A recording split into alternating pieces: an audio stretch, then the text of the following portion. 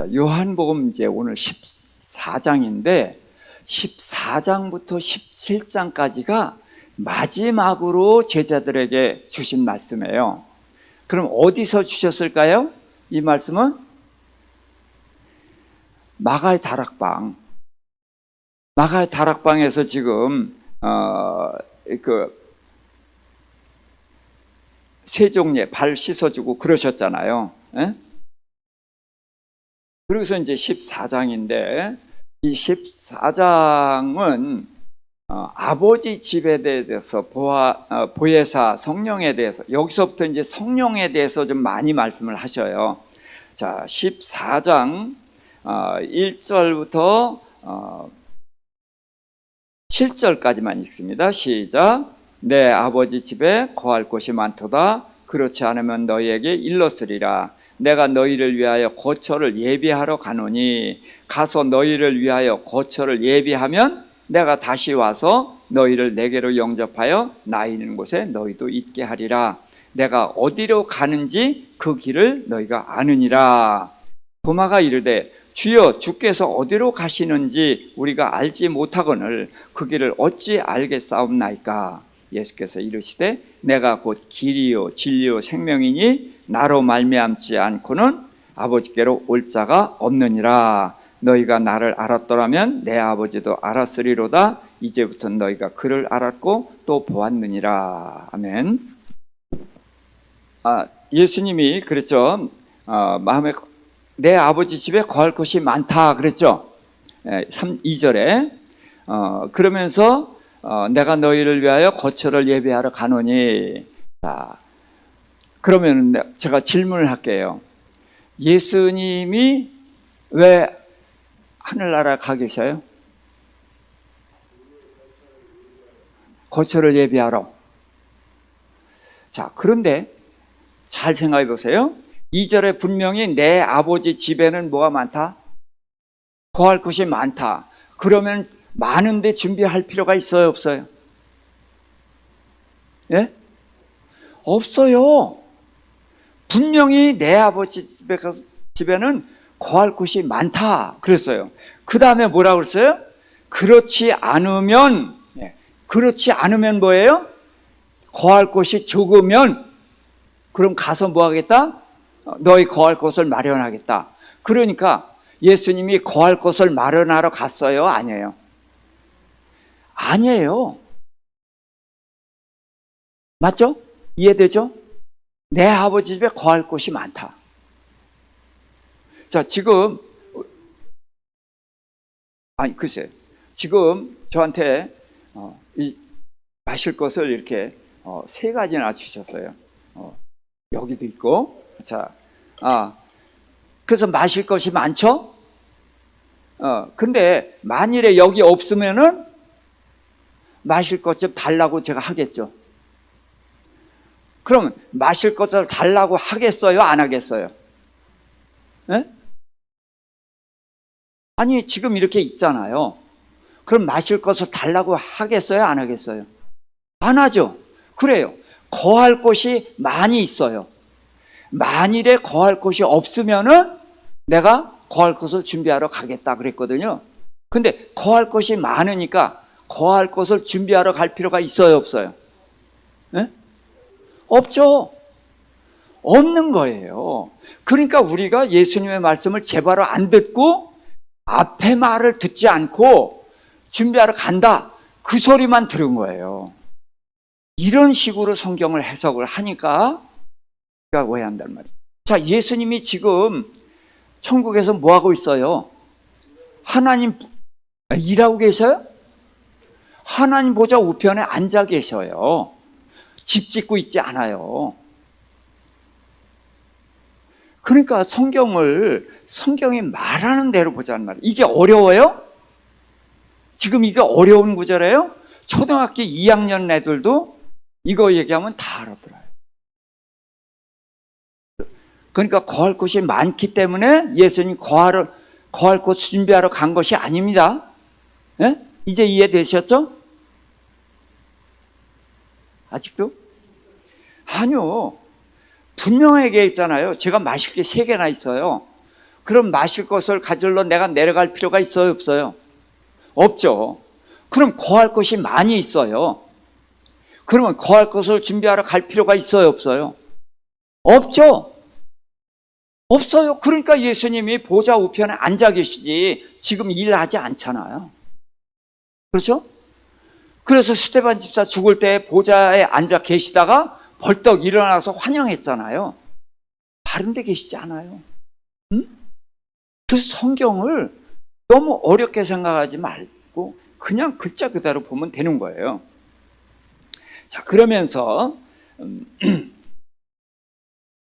그래서 만일에 없을 경우에거든. 없을 경우에 내가 준비 다 한 다음에 너희 데리러 와서 이제 그렇게 데려가겠다라고 했는데, 말이 길다고 해서 그거는 가설이에요. 그렇죠? 아무리 말을 많이 해도 내가 만일에 물이 없을 때에는 내가 내려가서 뭐 쓰레빠 벗고 신발 신고 저 문 열고 나가서 어디로 가서 아무리 말을 길게 했어도 그거 할 거예요, 안 할 거예요? 안 하죠. 똑같아요. 예수님이 아무리 말을 길게 했어도 집지로 가요, 안 가요? 안 가요. 그러니까 하늘나라 가서 보좌 우편에 앉아 계신 거예요. 그래서 우리는 성경이 말한 대로 보자. 자, 그 다음에 4절에 내가 어디로 가는지 그 길을 너희가 알리라 그랬어요. 자, 그런데 제자들이 예수님이 어디로 가는지 길을 알까요, 모를까요? 모르죠. 그런데 누가 물었어요? 도마가 물었어요. 주여, 어디로 가시는지 우리가 알지 못하겠는데 어떻게 알겠습니까? 하고 도마가 물었단 말이에요. 자, 그러니까 도마가 물으니까 예수님이 6절에 뭐라 그랬어요? 내가 곧 길이다 그랬단 말이에요. 그러니까 천국에 가려면 어떻게 가면 돼요? 예수님이 길이니까 예수 믿으면 가는 거죠. 예수께 붙어 있으면 가는 거죠. 그렇잖아요. 그러니까 도마 같은 질문이 있어야 돼요, 없어야 돼요?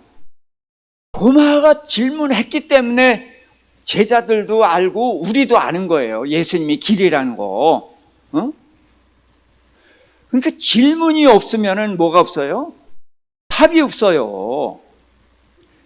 정말이에요. 그 질문 열심히 해야 돼. 그래서 도마가 이 얘기를 하니까 내가 곧 길이요 진리요 생명이니 나로 말미암지 않고는 아버지께로 올 자가 없다. 맞아요, 틀려요?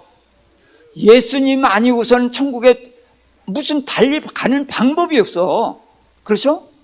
그게 예수님이 길이란 말이에요. 응?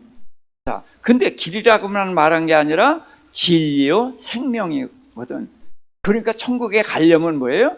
진리를 알아서 진리의 우리 양식이 되고 진리 가운데 이렇게 서야 가는 거고, 또 그 다음에 생명. 자, 이 육체의 생명 가지고서 가요? 예수님이 주시는 생명을 얻어야 가죠. 거듭나야 가잖아. 네. 그렇지만 여기서는 도마의 질문에 대한 가장 확실한 답이 뭐예요? 길이라는 거예요. 내가 길이다. 자, 그러면서 7절에 너희가 나를 알았더라면 내 아버지도 알았으리라. 이제부터 너희가 그를 알았고 그를 보았느니라 그랬어요. 누굴 보았다고요? 누굴 보았다고요? 하나님을 보았다고 얘기했어요. 또 이렇게 성경은 어려운 거다라고 해서 집사님들 대답 못 한단 말이야. 성경은 쉬운 거예요. 나는 우리 이경훈 집사님이 성경을 보는데 지금 확 열려 있어요.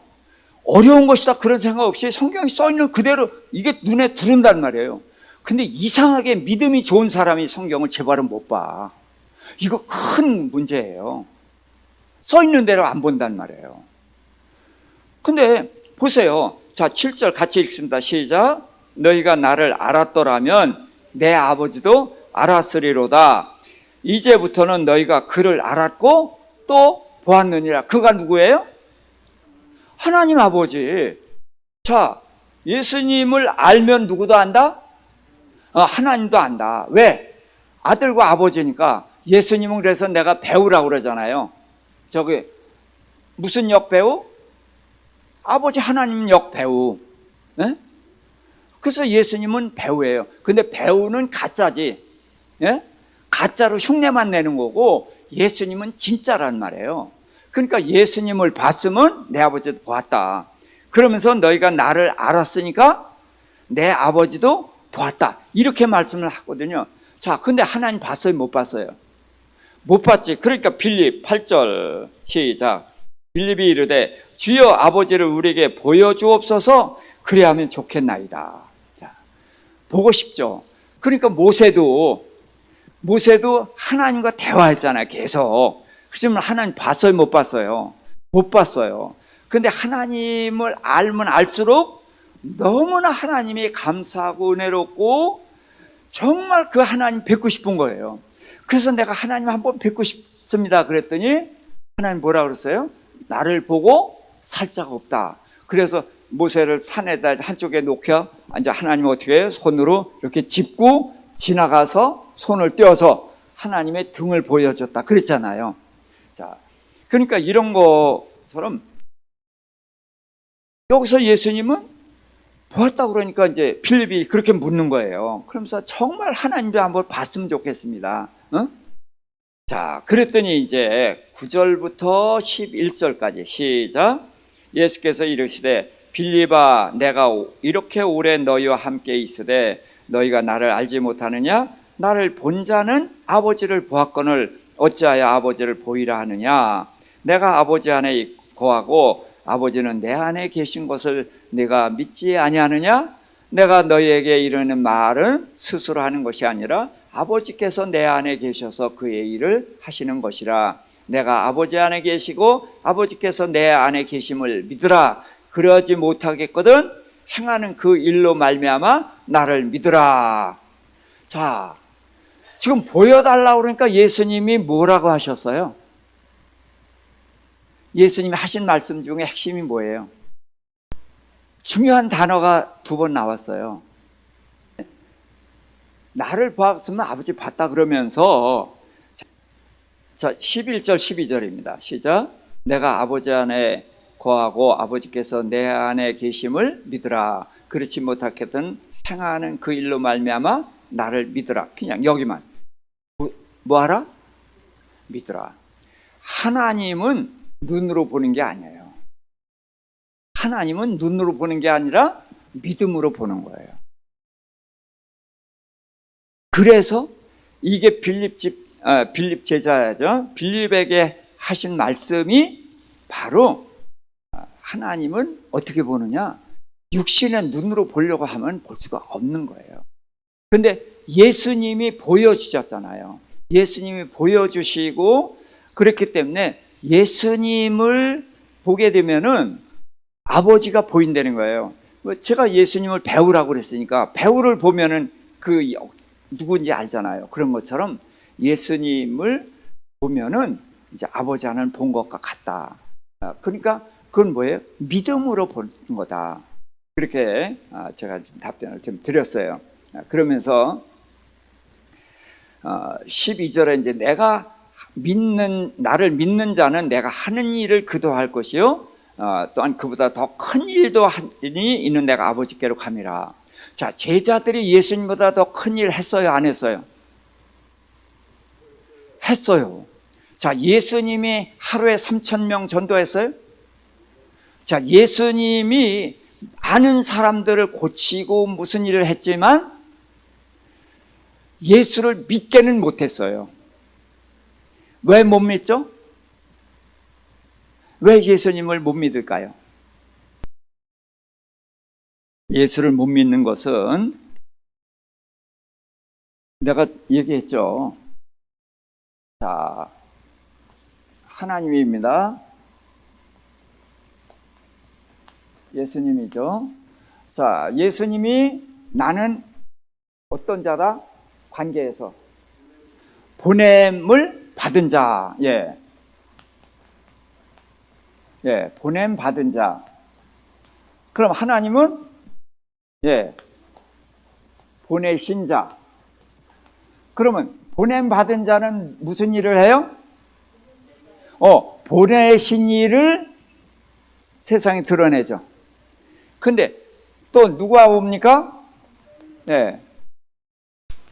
자, 누가 보냈어요? 예수님이 여기선 보내신 자죠. 성령님은 보냄 받은 자. 그럼 보냄 받은 자 성령은 무슨 일을 해요? 성령님은 예수님을 나타낸 일을 한단 말이죠. 그래서 성령이 아니고서는 예수를 주라 시인하지 못하는 거예요. 그러니까 예수님은 눈으로 보여주고 별짓을 다 해도 눈앞에 있는 예수님을 못 믿어요. 왜? 성령이 올 때 비로소 예수님을 믿을 수가 있는 거예요. 그래서 예수님은 예루살렘을 떠나지 말고 아버지께서 너에게 약속한 것을 기다려라. 기다려라. 그렇게 말씀을 하신 거예요. 그래서 오순절 성령이 오시니까 제자들이 예수를 증거했고 3,000명이 믿은 거예요. 그 다음에 성전에 들어가서 성전 미문에서 안전뱅이를 일으키고 그때 5,000명을 전도했어요. 그러니까 예수님보다 큰 일을 했죠. 네. 이제 그 말씀이에요.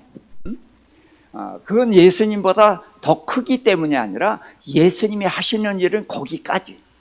예수님은 아버지 하나님을 나타내고 하늘나라 전체를 나타낸 거예요.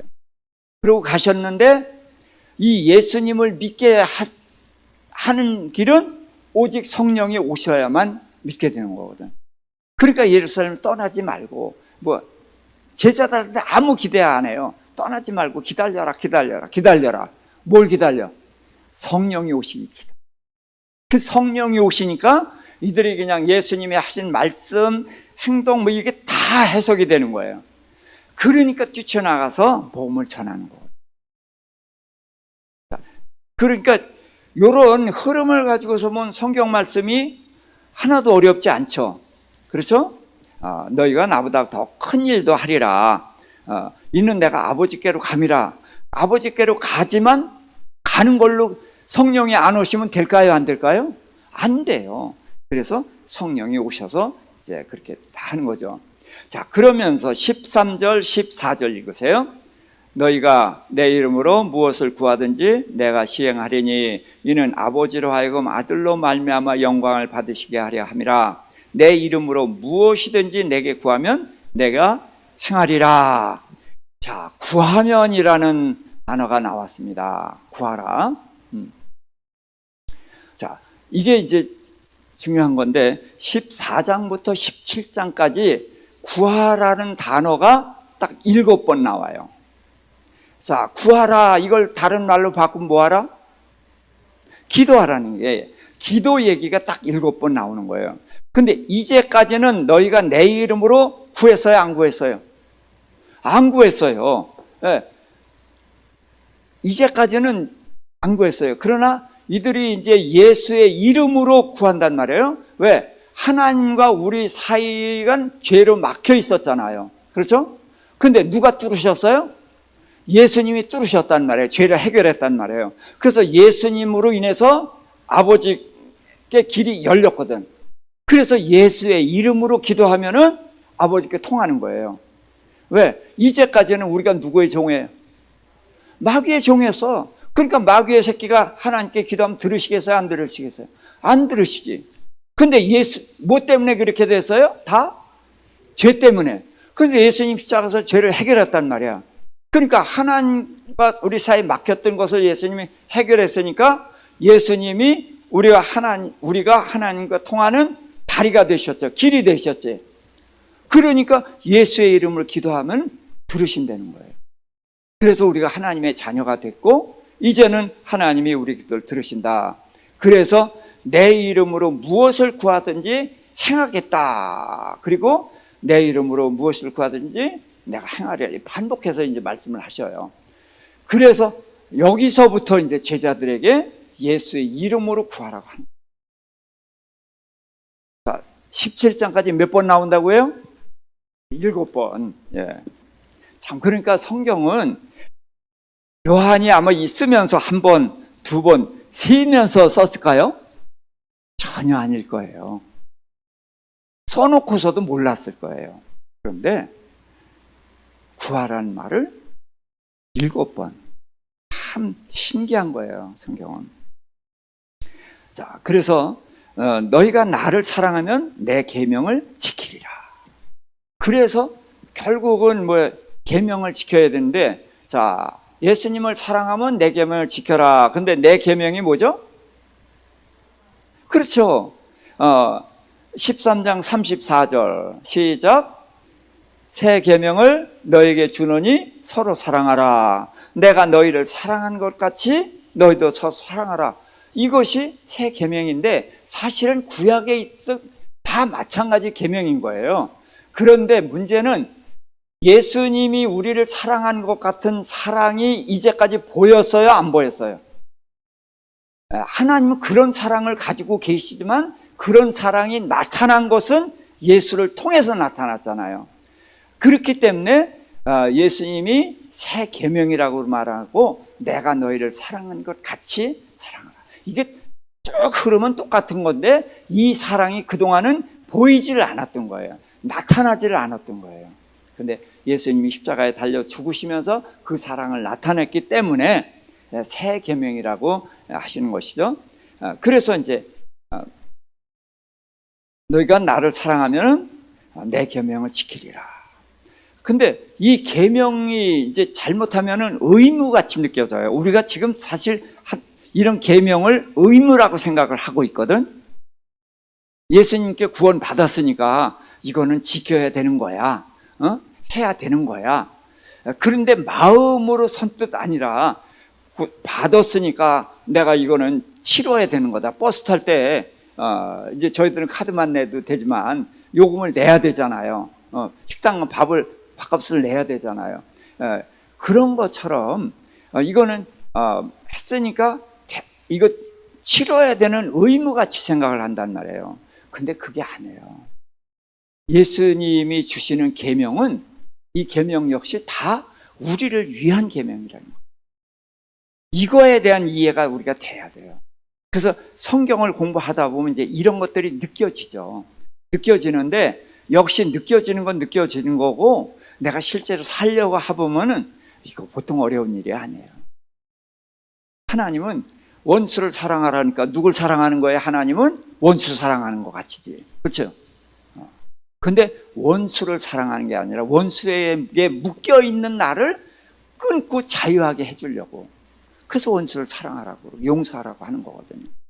그런데 우리가 그렇게 이해를 못하는 거예요. 내가 죽으면 죽었지 용서 못해. 이것이 우리 마음이라는 거예요. 근데 다 나를 위해서, 계명이 나를 위해서. 이거에 대한 이해가 꼭 있기를 바랍니다. 자, 그 다음에서 이제 16, 17절 시작. 내가 아버지께 구하겠으니 그가 또 다른 보혜사를 너에게 주사 영원토록 너희와 함께 있게 하리니 그는 진리의 영이라. 세상은 능히 그를 받지 못하나 나니 이는 그를 보지도 못하고 알지도 못함이라. 그러나 너희는 그를 아나니 그는 너희와 함께 거하시며 또 너희 속에 계시겠습니다. 그래서 다른 보혜사 그랬어요. 보혜사는 이제 파라칼레오라는 말인데 파라는 이제 곁에 그래요. 자, 교회가 영어로 뭐죠? 처치죠. 예?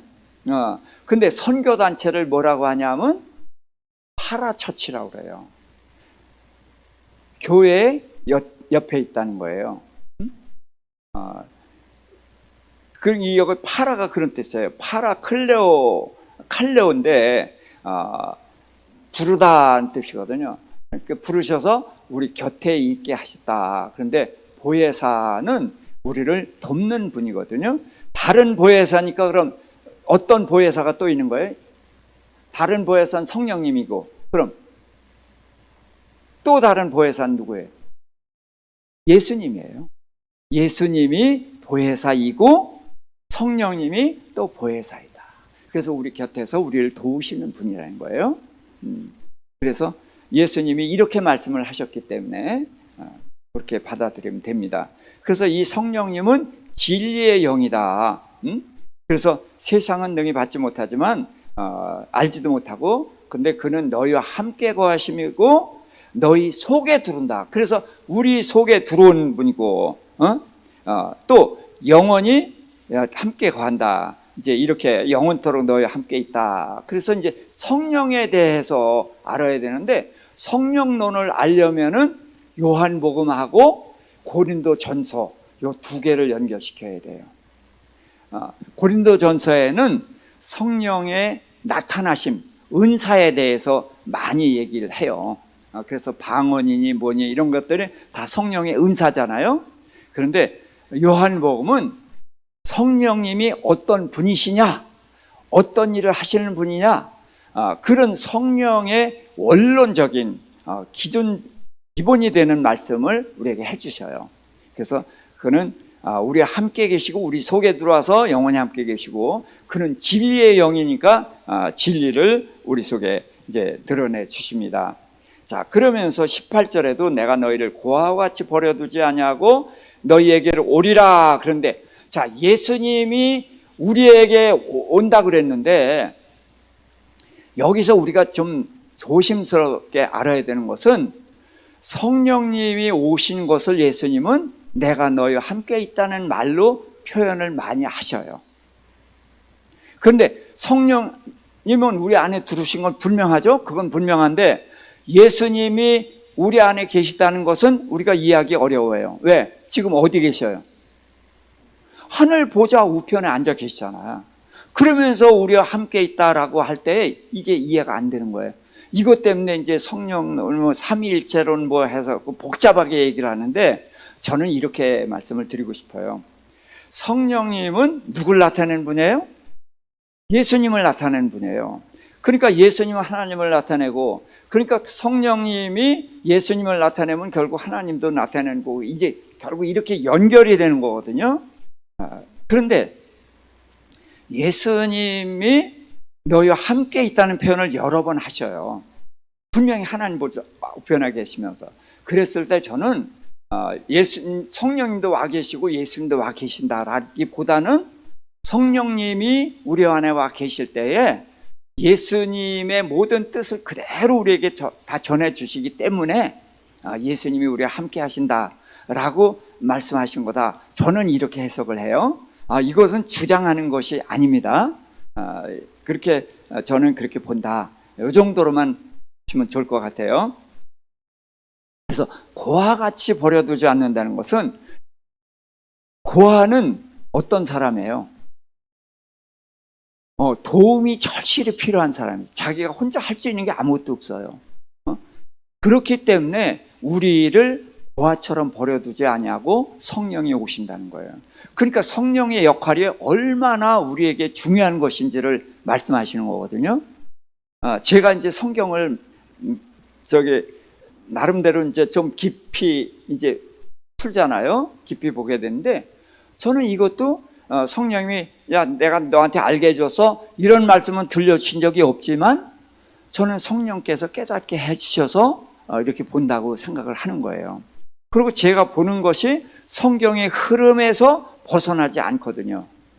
제가 조금 남들에게 안 보이는 것을 제가 좀 보는 게 있어요. 자, 그러다 보니까 저는 늘 조심스러운 거예요. 잘못하면은 삐져나가서 이단될 수 있거든요. 그런데 이렇게 좀 삐져나온 것 같은데, 이것이 큰 흐름에서 빠져나가는 것이 아니라 흐름 속에 포함이 되는 것을 확실히 느껴요. 그래서 저는 자신 있게 지금 말씀을 전하는 거거든요. 그래서 지금 이제 이것도 주님이 내가 너희와 함께 있겠다라고 했을 때, 주님이 우리 안에 와 계시다. 뭐 그래도 틀린 거 전혀 없지만, 나는 하나님 보좌 우편에 계시니까 성령님을 통해서 예수님이 같이 일하시니까 내가 너희와 함께 있다라고 말씀하셨다. 저는 그렇게 해석을 한다는 거예요. 자, 그러면서 이제 조금 있으면 세상은 다시 나를 보지 못할 것이되 너희는 나를 보리니 이는 내가 살았고 너희도 살아있겠습니다. 자, 그래서 여기서 살았다는 게 뭐예요? 부활해서 산 것이고, 너희도 살았다는 것은 뭐예요? 너희도 거듭나서 산다는 거죠. 제자들이 지금 거듭났어요? 안 났어요? 거듭나지 않은 거예요. 그러니까 제자들이 지금 죽으면 천국에 못 가요. 자, 그래서 예수님이 붙잡힐 때 제자들이 배반했잖아요. 도망갔잖아요. 근데 예수님은 책망을 안 해요. 우리만 책망을 하지. 비겁하게 도망갔다. 그런데 안 도망가서 예수님이랑 같이 죽으면은 그거는 순교가 아니에요. 이 말이 이해가 되죠? 예. 그러니까 예수님 죽으면 안 된다고 생각을 한 거예요. 그 도망가게 하는 거예요. 그래서 하나도 잃지 않는다. 그렇게 말씀한 대로 가게 하시거든요. 이런 건 이제 뒤에 가면 차차로 알게 되는데요. 자, 그래서 너희도 살겠습니다. 그러면서 자, 이제 20절 시작. 그날에는 내가 아버지 안에, 너희가 내 안에, 내가 너희 안에 있는 것을 너희가 알리라. 자, 그래서 안에 있습니다. 자, 그날에는 내가 아버지 안에. 자, 예수님은 아버지 안으로 들어가죠.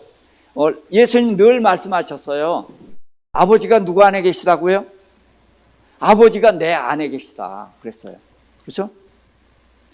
그런데 지금은 내가 어떻게 해요? 내가 아버지 안에. 또 두 번째는 뭐예요? 너희가 내 안에. 자, 우리가 내 안에. 또 그 다음에 내가 너희 안에. 그래서 저는 삼위일체라는 말을 여기서 써보면 어떨까? 조심스럽지만 그 생각을 하는 거예요. 자, 누구예요? 하나님, 또 예수님, 그 다음에 누구? 성령님이 아니라 우리. 그래서 우리가 서로 안에 들어가 있단 말이에요. 그렇죠? 그러니까 이게 뭐예요? 삼위일체라는 말을 써도 되겠죠. 그렇죠? 우리가 완전히 하나가 되면 이렇게 될 수 있다는 거예요. 이걸 예수님이 하신 말씀이에요. 그래서 제가 이 말씀을 드리는 거예요. 자, 21절, 이게 굉장히 중요한 말씀입니다. 좀 암송해야 되는 구절인데, 시작. 나의 계명을 지키는 자라야 나를 사랑하는 자니, 나를 사랑하는 자는 내 아버지께 사랑을 받을 것이요 나도 그를 사랑하여 그에게 나를 나타내리라. 그래서 우리가 예수님 사랑한다고 고백한다고 예수님이 그 고백을 들으시는 게 아니라 뭘 보신다고요? 우리가 예수님의 계명을 지키나 안 지키나를 보고서 네가 나를 사랑하는지 아닌지 판단하겠다는 거예요. 그럼 예수님의 계명이 뭐예요? 아니, 예수님의 계명이 뭐예요? 사랑하라. 사랑하라. 서로 사랑하라. 자, 근데 미운 사람이 있잖아요. 그럼 미운 사람을 어떻게 사랑해요? 그러기 위해서 먼저 뭐 해야 돼? 용서해야지. 용서가 쉬워요, 안 쉬워요? 어려워요. 그러니까 뭐 해야 돼요? 뭐 해야 돼? 누구 도움을 받아야 돼? 성령님 도움을 받아야 돼. 기도하면서 울면서 아주 내가 같이 껴안고 죽으려면 죽고 싶어. 그 정도로 미운데 어떻게 용서합니까? 그런데 예수님이 말씀하셨으니까 나는 할 수 없는데 예수님이 하라고 그러니까 내가 해야 되지 않겠습니까? 나 좀 도와주세요. 그렇게 기도하는 거예요.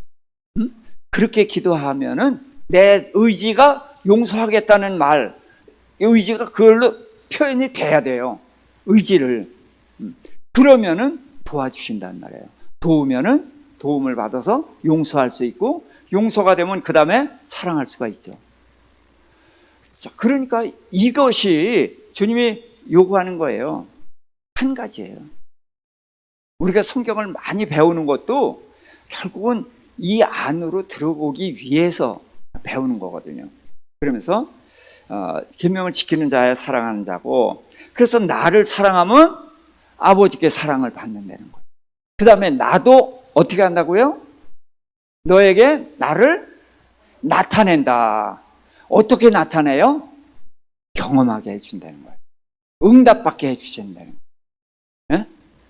우리가 말씀대로 살아가고 그렇게 하면은 주님께서 우리 기도하는 것을 응답해 주시고 그렇게 해서 나로 하여금 확신을 갖게 해주신다는 말이에요. 자, 그랬더니 이제 유다가 자기를 우리에게는 나타내시고 왜 세상에는 나타내지 않으십니까? 하고 물어요. 그러니까 예수님은 이걸 꼭 아셔야 됩니다. 나타내는 대상이 이게 구분이 있다는 거예요. 하나님이 세상을 이처럼 사랑하사 그랬죠? 근데 세상을 사랑하는데 세상의 모든 자를 사랑하는 게 아니에요. 그래서 자기 사람, 무슨 얘기예요? 예수를 믿는 사람들을 사랑해요. 이건 무슨 얘기냐면 아직 믿지 않는 사람을 사랑하지 않는다는 것이 아니라 예수를 믿는 사람이 있고 복음을 전했을 때 반응이 둘로 나타나죠. 예수를 영접하는 사람이 있고, 자, 사도행전을 보면 그런단 말이죠. 사도 바울이 어디에 가서 전해요? 안식일에? 회당에 가서 전해요. 그러면은 회당에서 듣는 사람이 있어요. 그러면 그 사람들은 나와서 교회가 되는 거예요. 듣지 않는 사람들은 어떻게 해요? 그때부터 대적하는 거예요. 그러니까 듣지 않는 이 사람들, 그러니까 그들은 사랑의 영역에서 제외되는 거예요. 이해가 되시죠? 그래서 이제 왜 세상에는 나타나지 않는가 그랬을 때 나를 사랑하면 내 말을 지킬 것이다. 내 말을 지키고 그러면은 내가 저희 안에 와서 거처를 합니다. 우리 안에 들어와서 같이 사시겠다는 거예요. 같이 산다는 것은 뭐예요?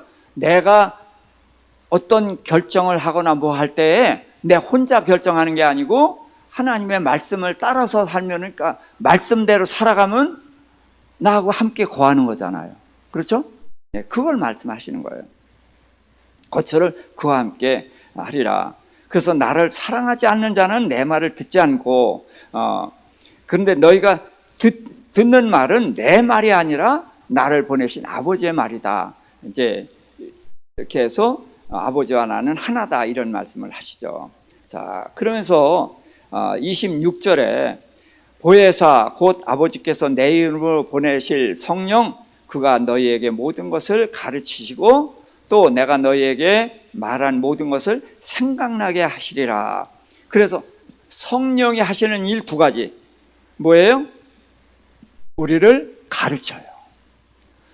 그러니까 제가 성경을 지금 이렇게 보게 된 것이 난 성령님이 가르쳐 주셨다고 믿는 거예요.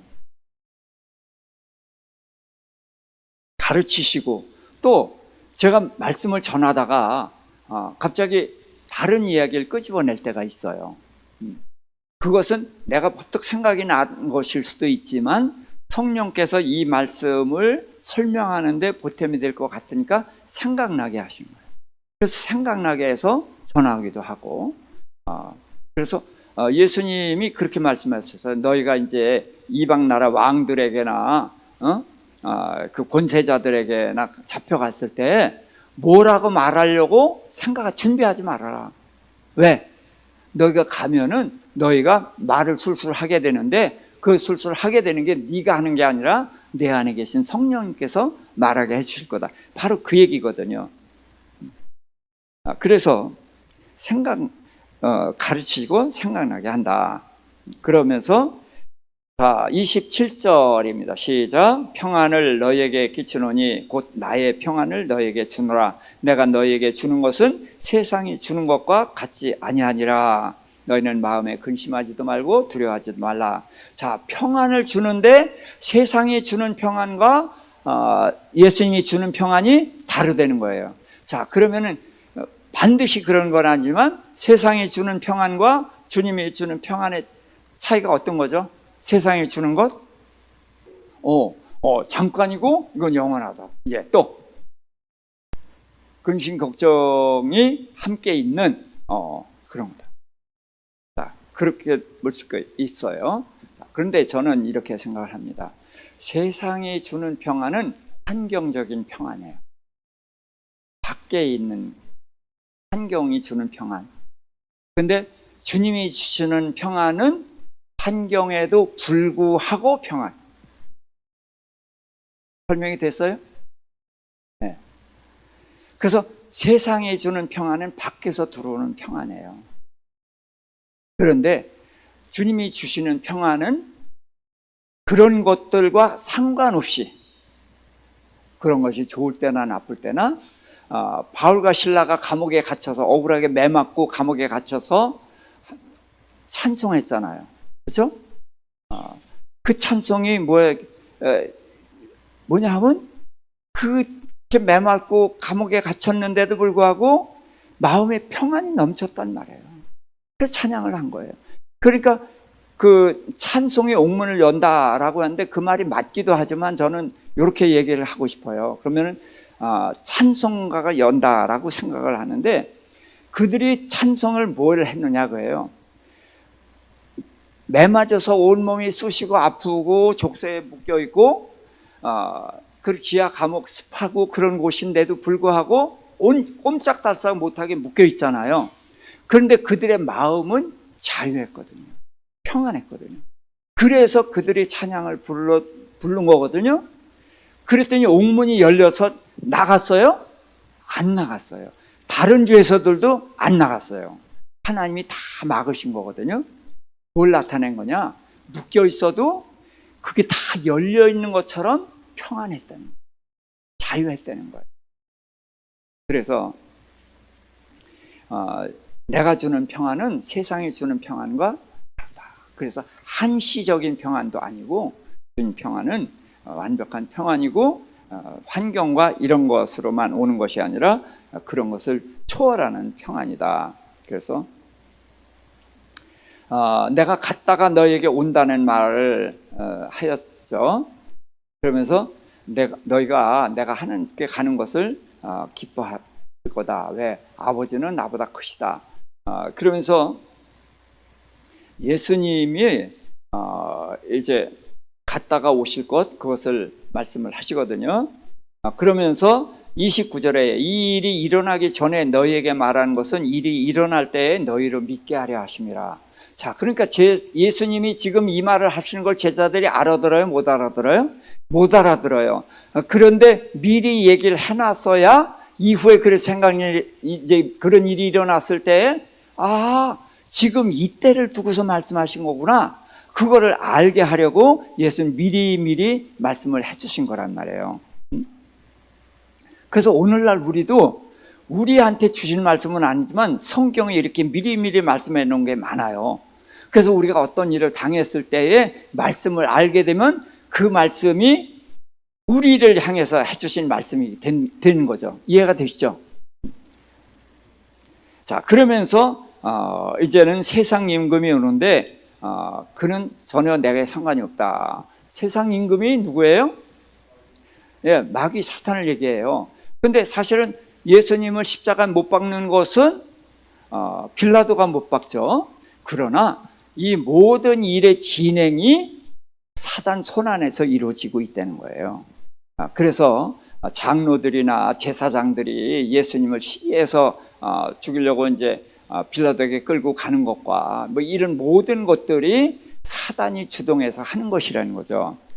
그런데 그러면 이 세상 임금 사단이 예수님을 죽이는데 상관이 있어요, 없어요? 상관이 있잖아. 근데 예수님 상관없다는 거예요. 이게 뭐냐는 거죠. 사단이 나를 죽이는 것은 지가 지 일을 하지만 나는 내 일을 하는 거다는 거예요. 예수님은 자기 목숨을 버릴 권세도 있고 다시 찾을 권세도 있다고 그랬거든요. 그러니까 예수님 죽는 게 스스로 버리는 권세로 죽으시는 거예요. 자, 그러니까 사단은 상관이 없다는 것을 말씀하시는 거거든요. 그러니까 사단도 결국은 예수님의 도구로 쓰임받는 거다. 이렇게 이해하시면 되겠어요. 그래서 31절에 내가 아버지를 사랑하는 것과 아버지께서 명하신 대로 행하는 것을 세상이 알게 하려 함이라. 그래서 이제 일어나서 여기를 떠나자 그러셨어요. 근데 사실 떠나자 그러고서도 말씀을 계속 하셨습니다. 17장까지. 그래서 이 16장서부터 14장부터 이렇게 쭉 말씀을 하셨는데, 이제 저 15장은 조금 간단하게 좀 하도록 하겠습니다. 15장입니다. 포도나무와 가지, 나는 참 포도나무요 내 아버지는 농부고 너희는 가지다 그랬어요.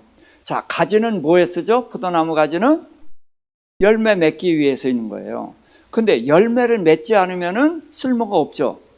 자, 그러니까 우리가 예수 믿고 천국 가는 건 맞아요. 근데 천국 데려가려고 예수 믿게 한 게 아니라 이 세상에서 열매를 맺게 하려고 믿게 하신 거란 말이에요. 그러니까 이거를 우리가 놓치면 안 됩니다. 그래서 열매를 맺지 않는 가지는 제거해 버리고, 그 다음에 열매를 맺는 가지는 더 맺게 하려 깨끗하게 하신다. 자, 더 맺게 하는데 깨끗하게 한다. 자, 깨끗해야 더 맺는다는 거예요. 자, 이게 무슨 뜻인가? 자, 그래서 우리가 깨끗해지기 위해서 사실은 주님은 많은 고난을 허락을 하십니다. 그래서 고난을 통해서 우리는 자꾸 버려요. 버릴수록 깨끗해지는 거거든요. 그래서 부대끼고 어렵고 힘든 과정을 거치면서 우리가 점점 깨끗해지고, 그럴 때에 더 풍성한 열매를 맺게 된다는 것입니다. 자, 그러면서 내가 일러준 말로 이미 깨끗하였으니 내 안에 거하라. 그래서 예수님의 말씀으로 깨끗해진다 그랬는데, 자, 제가 피와 살 구분해서 말씀드렸죠? 피로 깨끗해지고 말씀으로 거룩해지는 거예요. 근데 여기서는 말씀으로 깨끗해졌다라고 말씀을 하셨는데, 이건 포괄적으로 그냥 말씀하셨다라고 생각하면 되고요. 그러면서 내 안에 거하지 아니하면 열매를 맺지 못한다. 그래서 포도나무 가지는 나무에 붙어 있어야 된다. 이제 우리가 그것을 꼭 생각을 해줘. 그러면서 제자와 이 열매, 그러니까 제자는 반드시 열매를 맺어야 제자예요. 열매가 없이는 제자라고 할 수가 없는 거예요. 그래서 열매는 뭐냐? 각자 사람에게 주신 달란트대로 열매를 맺는 거예요. 저는 전도 이런 걸 잘 못해요. 지금도 어떤 사람 만나서 전도하라 그러면 입이 뻣뻣해져 갖고 말을 못해요. 그런데 저는 하나님 말씀 전하라 그러면 이거 하나는 하거든요. 그러니까 저는 이 말씀을 전해서 말씀으로 열매를 맺는 사람이란 말이에요. 근데 어떤 사람은 또 그냥 이렇게 쉽게 전도하면은 그 사람 전도하면 이상하게 사람 데리고 와요. 그런 사람이 있어요. 그러니까 전부 은사대로 한다는 거죠. 그래서 각자에게 주어진 은사대로 열매를 맺는 것이다. 그렇게 이해를 하시면 되겠습니다. 그러면서 자, 7절, 8절 시작. 너희가 내 안에 거하고 내 말이 너희 안에 거하면 무엇이든지 원하는 대로 구하라. 그리하면 이루리라. 너희가 열매를 많이 맺으면 내 아버지께서 영광을 받으실 것이요 너희가 내 제자가 되리라. 자, 그러면서 구하라 라는 말씀을 또 하셨죠. 세 번째입니다, 이게. 어떻게 해야 열매를 맺어요? 너희가 내 안에 거하고 내 말이 너희 안에 거하면. 그러니까 우리가 예수 그리스도와 말씀 안으로 들어가서 살아야 되고, 또 우리 안에 말씀이 우리를 움직여야 된단 말이죠. 그래서 말씀이신 예수님이니까. 그리고 열매를 맺어야 제자다. 그렇게 말씀하셨죠. 8절에. 그러면서 아버지께서 나를 사랑한 것 같이 나도 너희를 사랑하였으니 나의 사랑 안에 거하라. 그래서 주님 안에 거하는 건데, 주님 안에 거하는 것이 그렇게 부담스럽고 의무같이 생각하지 말라는 거예요. 그냥 그 사랑 안에 거하고 그 말씀으로 살아가고, 그것이 그렇게 어려운 것이 아니다. 근데 우리가 왜 어렵냐? 우리는 이 세상의 원리에 익숙해져 있단 말이에요. 세상 원리에 익숙한데 이 하나님의 원리는 세상 원리와 반대란 말이에요. 세상은 많이 가져야 복인데 받는 게 복인데 성경은 주는 게 복이라고 한단 말이죠. 이 원리가 다르니까 이걸 바꾸는 게 쉽지 않단 말이에요. 그런데 이것이 주라는 것이 누굴 위해서 주라는 거예요? 나를 위해서 주라는 거예요. 이것이 주님이 나를 사랑하기 때문에 다 원하는 것이다 라고 받아들이게 되면은 주는 것, 용서하는 것, 이런 것이 그렇게 어렵지 않다는 거죠. 자, 그러면서, 자, 이건 뭐 한 구절이 너무 보석 같아서 10절입니다. 내가 아버지의 계명을 지켜 그의 사랑 안에 거하는 것 같이 너희도 내 계명을 지키면 내 사랑 안에 거하리라. 예. 그래서 주님의 말씀을 지키면은 하나님이 사랑하시죠. 그러니까 사랑 안에 거하는 거예요. 예수님도 아버지의 말씀을 그대로 표현했잖아요.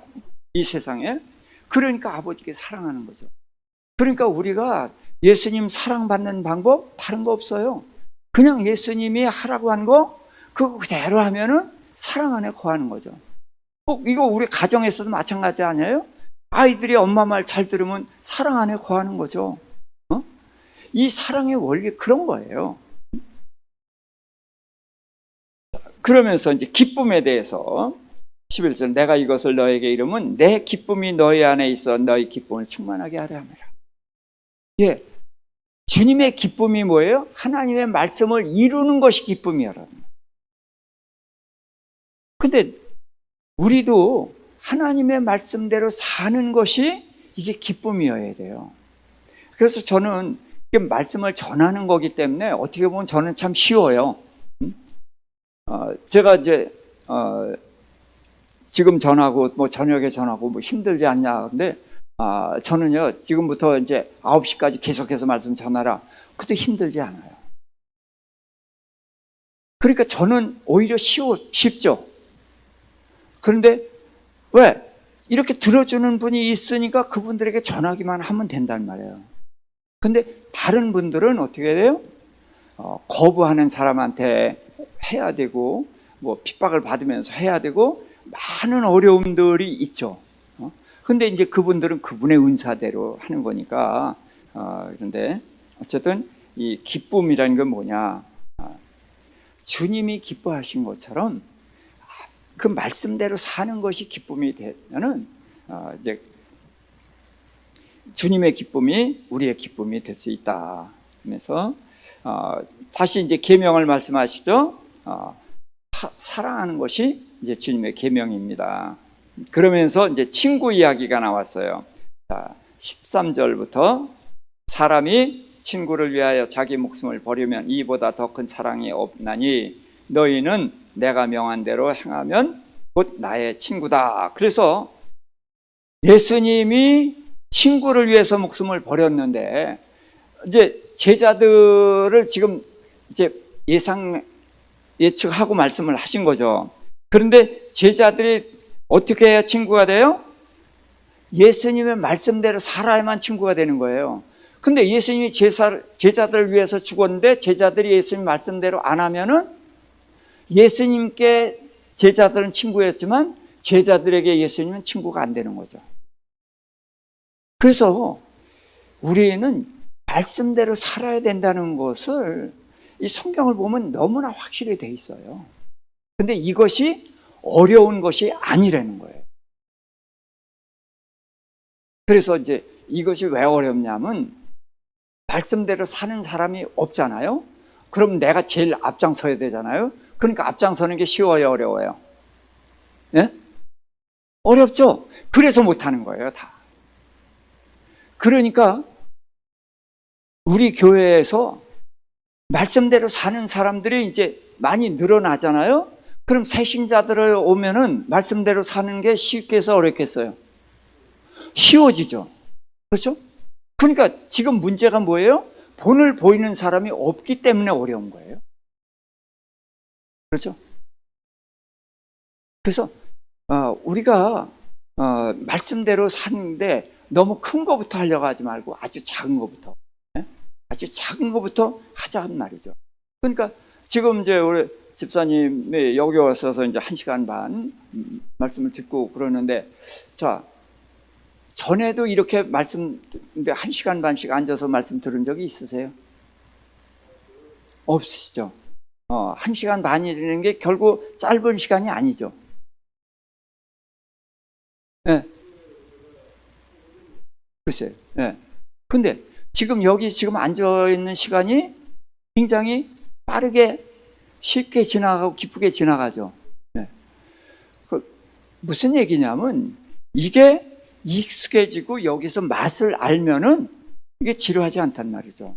근데 여기 앉았다가도 일어나서 가는 사람들이 있어요. 왜? 안 들으니까. 그럼 1시간 반? 굉장히 긴 시간이죠. 근데 우리 방과후 학교 아이들이 1시간 반, 1시간 열심히 들어요. 그러니까 걔네들이 처음에 30분 하는데 잘 듣더라고요. 그래서 조금 더 할까? 아니요, 그만해요. 그랬던 애들이거든. 근데 지금 1시간 반 재밌게 들어요. 귀에 들은다는 얘기거든요. 그러니까 어렵지 않은 거예요. 우리가 말씀대로 사는 것도 이와 같다는 거죠. 그렇게 해서 조금씩 시작하면 좋을 것 같습니다. 15절에 너희를 종이라고 하지 않는다. 근데 이제 종이 뭐냐? 종은 모르고 그냥 시키는 대로 하는 거예요. 자, 이거 저기 갖다 줘라, 뭐 해라 그러면 예 하고서 하는데 그게 기쁨이 있겠어요, 없겠어요? 예, 왜? 나하고 상관없는 거니까. 예? 주인을 위해서 하는 거니까. 그리고 그냥 그걸 왜 해야 되는지 모르고 그렇지만 종은 그렇다는 거예요. 근데 너희는 친구다. 그래서 내가 아버지께 들은 것을 너에게 다 말했다는 거예요. 그러니까 너희가 지금 행하는 것은, 앞으로 행할 것은 알고 행하는 거예요, 모르고 행하는 거예요? 알고 행하죠. 그러니까 알고 행하니까 이게 쉽겠어요, 어렵겠어요? 쉽다는 거예요. 이게 기쁨이 된다는 거예요. 그래서 우리가 성경을 알아야 되는 것은 알면은 이해가 되고 그러면서 이제 하는 것이 쉬워진다는 거죠. 자, 16절입니다. 너희가 나를 택한 것이 아니요 내가 너희를 택하여 세웠나니 이는 너희로 가서 열매를 맺게 하고 또 너희 열매가 항상 있게 하여 내 이름으로 아버지께 무엇을 구하든지 다 받게 하려 함이라. 자, 구하는 건 네 번째 나왔어요. 그래서 우리가 예수 믿었다고 말하잖아요. 그래서 그러니까 주체가 누구 같아요? 내가 주체 같아요. 근데 이게 아니라는 거예요. 내가 너희를 택했다. 그래서 우리가 예수 믿게 된 것은 주님께서 나를 택하셨고 나를 인도하셨기 때문에 믿게 된 거고, 그런데 내가 왜 여기까지 왔느냐? 그동안에도 이제 주님이 인도하시는 대로 계속 따라왔으면 벌써 꽤 높이 올라갔는데 우리가 안 따라하고 뺀질거리고 그러다 보니까 지금 요만큼 온 거지. 예? 그런 뜻이거든요. 그래서 주님이 택했고 내가 너희를 부른 것은 열매가 있게 하고 항상 있게 하고. 왜냐하면 이게 항상이라는 것이 중요한 것이, 열왕기서를 읽어보면 끝까지 훌륭한 왕이 없어요. 그것은 우리도 끝까지 주님의 길을 가는 사람이 쉽지 않다는 거예요. 그래서 저희가 목회자들도 이 변질되는 목회자들 보거든요. 그래서 제가 두려워하는 것은 제가 이만큼 섰다고 안심할 수 없다는 거예요. 나보다 더 큰 종들도 넘어지는데 내가 어떻게 안 넘어지겠는가. 그래서 우리는 끝까지 가는 것 중요하다. 그래서 어떻게 해요? 아버지께 무엇이든지 구한 대로 다 받게 하려 함이라. 그래서 넘어지지 않기 위해서도 어떻게 구해야 된다는 거죠. 그러면서 이제 서로 사랑하라는 말을 반복해서 말씀을 하십니다. 그래서 세상이 너희를 미워할 때에 그거 걱정하지 말라. 너희가 내게 속했기 때문에 미워하는 거다는 거예요. 그래서 이제 이 부분을 알아야 되는데, 지금 이제 교회가 계속해서 그 세상의 공격을 받고 있단 말이에요. 이게 바로 세상은 사단에게 속해 있거든요. 지금 마지막 때에 사단이 극성을 부리는 거고 여기에서 어떤 결판이 나지 않겠느냐. 그래서 이 마지막 때에 흔들리지 않고 믿음을 지키는 것이 참 중요하다. 이제 그런 생각이 듭니다. 그래서 너희가 세상에 속했다면은 자기 것이니까 사랑할 것이다. 그런데 너희가 세상에서 내게 택함을 받았기 때문에 뺏겼단 말이에요. 그래서 너희를 미워하는데 걱정하지 말아라. 자, 너희가 종이 주인보다 못하는 것처럼 내가 사탄에게 당한 것만큼 너희는 안 당한다. 그 얘기예요. 우리가 주님만큼 당하지 않는다. 왜? 주님은 우리의 주인이니까 크게 당하고 우리는 그 밑에 있으니까 적게 당한다. 그러니까 그렇게 염려하지 말라는 거예요. 그래서 자 20절 이거 좀 조금 이상한데 같이 읽어볼까요? 내가 너에게 종이 주인보다 더 크지 못하다 한 말을 기억하라. 사람들이 나를 박하였은즉 너희도 박해할 것이요 내 말을 지켰은즉 너희들 말도 지킬 것이라. 그래서 주님을 박해했기 때문에 우리도 박해한다는 거예요. 자, 그래서 제가 이제 그 교회에 대해서 좀 예수님께서 이것도 전에 한번 제가 말씀을 드렸을 거예요. 한 가족이 있어요. 가족이 있는데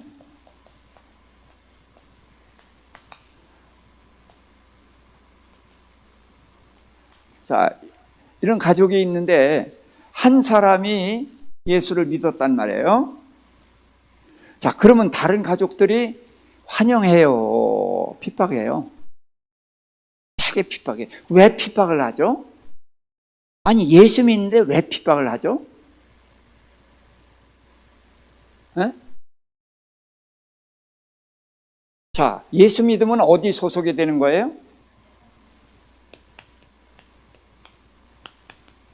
천국 소속이 되는 거죠. 그럼 이전의 소속이 어디예요? 세상이 누구 나라예요? 마귀 나라예요. 마귀 소속이었단 말이에요. 그러니까 화평하게 지내게 놔뒀어요. 그런데 뺏겼잖아요, 하나를. 예? 뺏기니까 이게 자기 거였는데 뺏겼으니까 그래서 핍박을 하는데 누굴 시켜서 핍박해요? 네. 자기 소속의 사람을 핍박하는 거예요. 자기가 마귀에 속해서 핍박한다는 생각은 전혀 안 하죠. 근데 사단에 속했기 때문에 사단의 역사에서 그렇게 핍박을 하는 거예요. 그러니까 꽤 적지 않은 사람이 어떻게 해요? 가정의 화평을 위해서 주저앉죠. 그렇죠? 그래서 의리 있지. 내 혼자 어떻게 천국 가 같이 지옥 가야지. 그렇게 해서 돌아온 거예요, 이게. 이게 그런 거예요. 그러니까 어떻게 해요? 싸워야 돼요. 죽기 살기 싸워야 되고 최소한 나 혼자라도 천국 가야 되는 거예요. 이거는 타협할 게 아니에요. 그러면서 어떻게 해야 돼요? 끌어내야죠. 엄마 끌어내고 그러면은 나중에는 되게 아버지도 항복을 하거든요. 그래서 이쪽으로 나와서 여기서 화평해야죠. 여기서 화평을 위해서 주저앉으면 안 된다는 거예요. 이걸 꼭 알아야 됩니다. 그래서 예수님이 화평을 전하러 온 것이 아니라 칼을 주러 왔다 그래요. 검을 주러 왔다. 그 집안 식구가 원수다라는 것이 바로 이 이야기예요. 이야기. 여기서 이쪽으로 나와야 된다. 지금 그러니까 이 소속이 여기 소속이었는데 하나님 소속이 됐잖아요. 그러니까 핍박을 하죠. 그런데 대장 핍박한 것만큼은 안 한다는 거죠. 예? 예수님 핍박한 것처럼 안 한다니까 핍박 너무 두려워하지 말라. 이제 그런 말씀입니다. 자, 그런데 내 말을 지켰은즉 그랬는데 이 지켰다는 말이 아니 사단이 예수님 말씀 지켜요? 근데 여기서 지킨다는 말이 무슨 뜻이냐면 감시한다는 거예요. 예, 지키는 것 준행한다는 그런 뜻이 아니라 여기서 지킨다는 건 하나하나 어떻게 하나? 그 지켜본다. 그런 뜻입니다. 이거에 지킨다는 거. 예. 자, 그러니까 박해하고 우리가 어떻게 하나 그런 걸 지켜보면서 우리를 어떻게해서든지 넘어뜨리려고 핍박하고 그런다는 거죠. 그래서 이제 주님의 일 하다 보면 이런 경험들을 많이 해요. 주님의 일 하다 보면 계속 어려움이 오거든요. 이런 것에 의해서 힘들어도 이제 견디고 이기면 되는데, 이제 사람마다 하나님 무게를 아셔요. 그래서 어떤 사람은 후부는 바람에도 넘어질 사람이면은 하나님이 안 넘어지게 보호해 주셔요. 그런데 하나님이 봤을 때 기대가 되는 사람이잖아요. 그러면 보호해 주는 게 아니라 내깔려 놔둬요. 그래서 많은 핍박을 받아가지고 금방 넘어질 것 같고 쓰러질 것 같아도 하나님 모른 체 하고 계셔요. 왜? 안 넘어질 거 알고 계시거든요. 안 넘어질 거 알고 계셔요. 그러고서 이제 그릇이 찼다 싶으면 됐어. 그러면 이제 그때 딱 올려주시는 거예요. 그래서 스로보닉의 여인, 딸이 귀신 들린 여지 있었잖아요. 이방 여인. 그러니까 예수님 가는데 예수님 내 딸 좀 불쌍히 여기서 고쳐주세요 하는데 예수님 어떻게 했어요? 들은 척도 안 하고 그냥 간단 말이에요. 자, 그러니까 그러고서 계속 따라오는데 여자가 남자들 빠른 걸음 못 따라오잖아요. 그러면서 계속 소리 들으면서 그냥 가시는 거예요. 그러니까 옆에 있던 제자가 예수님 저렇게 소리 지르고 그러는데 왜 그러십니까? 예수님이 뭐 고쳐주는데 귀신 쫓아내는데 돈 들어요? 좀 한마디 해주시면 되잖아요. 근데 예수님 뭐라 그랬어요? 나는 하나님의 잃어버린 양 외에는 보냄을 받지 않았어. 그러고 가시는 거예요. 그러다가 이제 여인이 아주 못 따라오면 안 되니까 어느 집에든지 거기 가서 딱 앉아 계시는 거예요. 그랬더니 여인이 숨이 턱에 차갖고 헉헉대면서 거기까지 왔죠. 그래갖고 내 딸 좀. 그랬더니 자녀의 떡을 개들에게 던지면 마땅치 않아. 무슨 얘기야? 너 개야. 그런 거예요. 그런데 이 여인이 옳습니다. 그렇지만 개도 주인의 밥상에 떨어지는 것을 먹습니다. 그 말을 했을 때 예수님이 내가 그 말을 하였기 때문에 내 딸이 나았다. 그러니까 주님은 다 아시는 거예요. 유치원님 아시고 계셔요?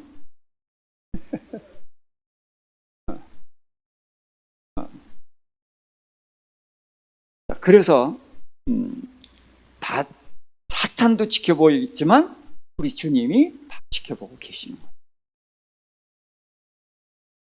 그러나 이제 사람들이 내 이름으로 말미암아 이 모든 일을 너에게 하리니 이는 나를 보내신 이를 알지 못함이라.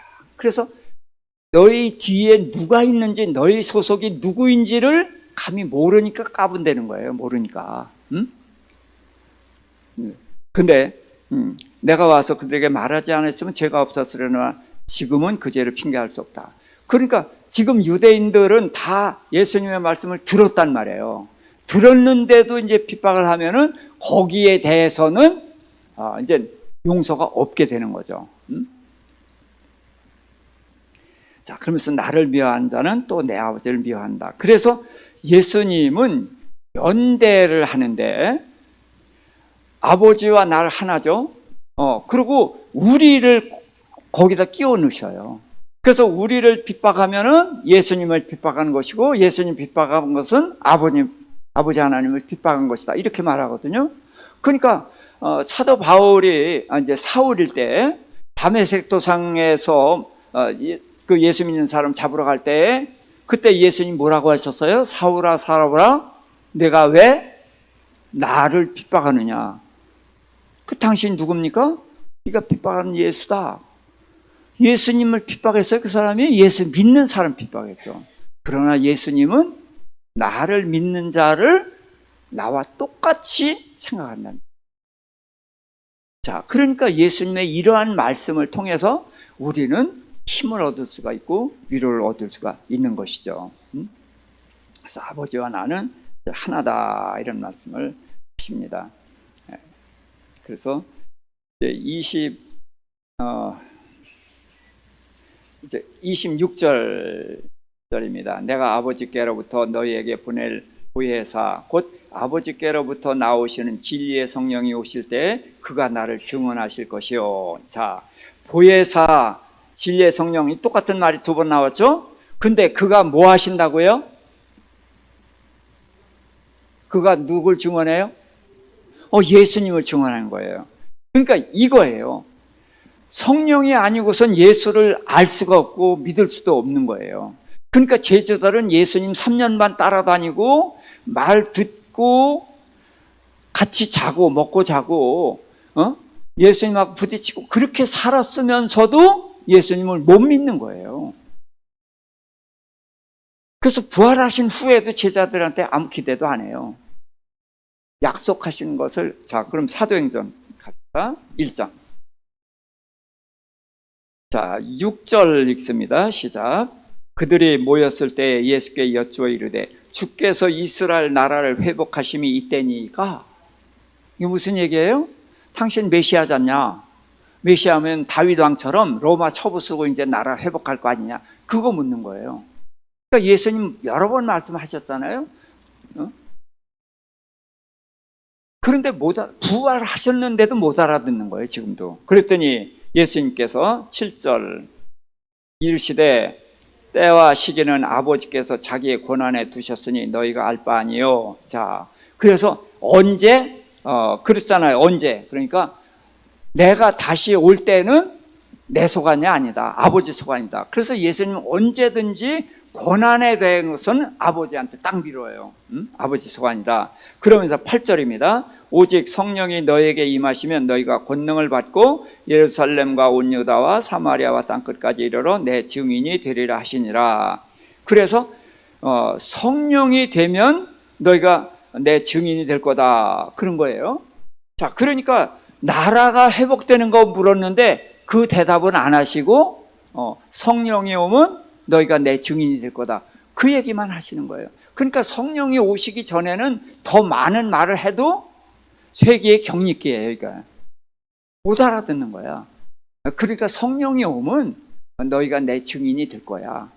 이제 그래서 오순절 성령이 오시니까 그때서 시작이 되거든요. 바로 그 얘기예요. 그래서 그가 나를 증언하실 것이요. 27절입니다. 너희도 처음부터 나와 함께 있었으므로 증언하느니라. 그러니까 오순절 성령이 오시기 전까지는 제자들이 예수님을 증언해요, 못해요? 못해요. 근데 오순절 성령이 오시니까 그때서부터 증인으로 살아가게 되는 것이죠. 그래서 이 아버지 하나님과 예수님과 성령님의 관계에서 저는 여기서 보내신 자, 보냄을 받은 자로 제가 설명을 하죠. 그래서 보냄을 받은 자는 보내신 자를 드러낸다. 그래서 예수님은 보내신 아버님을 드러냈고 또 성령님은 자기를 보내신 예수님을 드러내는 증언을 하시는 거죠. 그리고서 이제 성령이 오셨을 때 비로소 제자들도 이제 증언을 하게 된다. 그래서 이제 제가 성령의 하시는 일 말씀드렸죠. 우리 안에 들어오신다. 그래서 떠나지 않는다. 우리를 고아처럼 버려두지 아니하시고 우리를 돕는 분이시다. 그랬고요. 그러면서 그는 진리의 영이기 때문에 우리가 이제 성경을 알게 해준 것도 진리의 영이 알게 하는 거예요. 그러니까 예수님한테 그렇게 제자 3년 반 동안 들었어도 못 알아들었잖아요. 근데 진리의 성령이 오시니까 그 말씀이 다 해석이 되는 거란 말이에요. 그러니까 진리의 성령이 이해가 되죠? 그런 것처럼 우리도 이 진리의 성령이 있게 되면 그 깊은 하나님의 뜻을 알게 되죠. 제가 늘 말씀드리지만 하나님의 뜻은 하늘처럼 높고 하나님의 길 하늘처럼 길도 높지만 그러나 성령이 오셔서 이 높고 낮은 차이를 이게 연결시켜 주신단 말이죠. 그래서 제자들이 이제 증인이 될 것을 말씀하셨습니다. 오늘도 이제 이렇게 두 장만